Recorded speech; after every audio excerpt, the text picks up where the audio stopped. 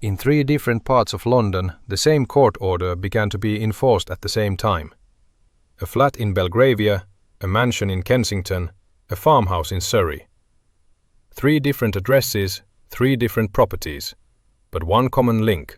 All three were seized simultaneously. This was not a random operation. It was the result of years of document tracing.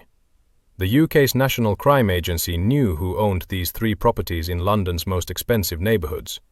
But the real question was, how were they purchased? Where did the money come from? And why was everything routed through shell companies?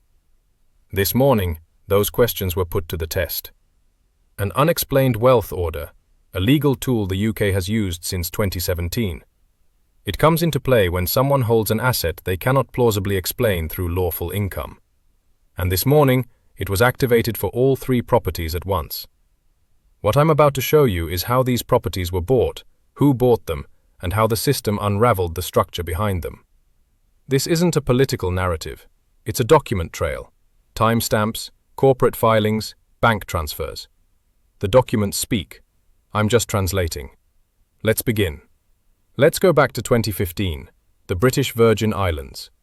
Known as the BVI, this island chain is a hub for offshore company formation, a tax haven, anonymous ownership, minimal oversight.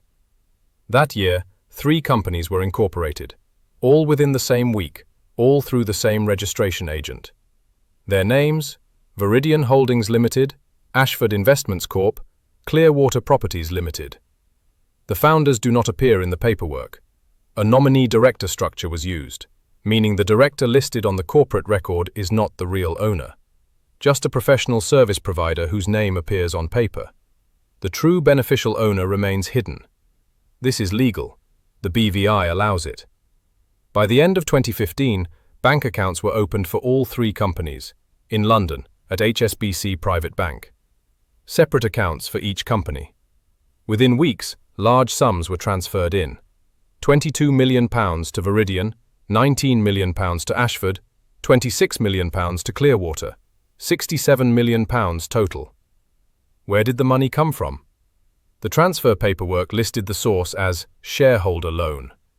But who was the shareholder? Not stated. Then came 2016.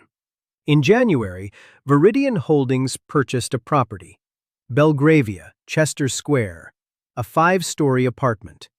Purchase price, £18.5 million. Payment was made from Viridian's HSBC account. The property was registered in the company's name.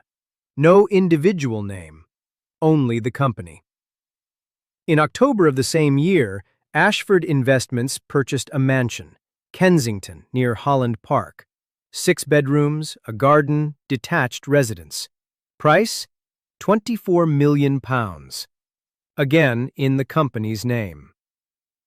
In March 2017, Clearwater Properties purchased a farmhouse, Surrey, Virginia Water. 10 acres, a private pond, stables. Price, £23 million. Again in the company's name. Within 3 years, 3 shell companies bought 3 properties in London's most valuable areas. Total value, £65.5 million. No real person's name appeared anywhere. Only companies, only transfers, only transactions.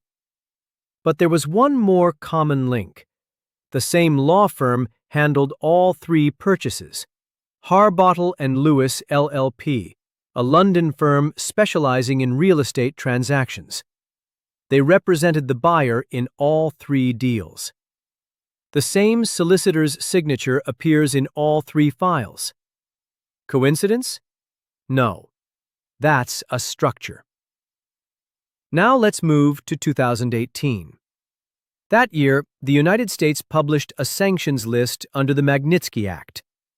Sergei Magnitsky was an accountant who exposed tax fraud in Russia and died in prison in 2009. The law named after him targets individuals involved in corruption and human rights abuses. In April 2018, new names were added. One of them, a Russian oligarch, active in the energy sector, closely connected to the state, possessing vast wealth. The U.S. Treasury added him to the list for alleged involvement in public corruption and profiteering from state contracts.